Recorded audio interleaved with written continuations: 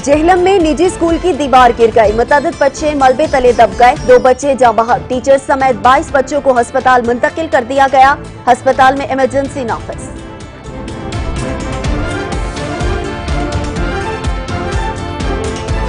आगाज में आपको बताएंगे, जेहलम में स्कूल की दीवार तलबा पर कयामत बनकर आन गिरी, 2 तलबा जाँ बहक हो गए, टीचर समेत दर्जनों जख्मी हो गए, 7 जिंदगी और मौत की कशमकश में मुब्तला है।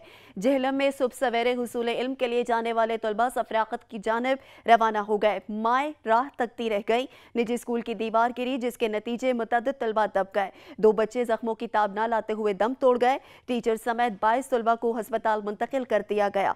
रेस्क्यू टीमों ने मौके पर पहुंचकर जख्मी तलबा को अस्पताल मुंतकिल कर दिया। हादसे की इत्तला मिलते ही वालिदैन सर पीटते अस्पताल पहुंचने लगे। जाँ बहक तलबा के वालिदैन धाड़े मार कर रोते रहे।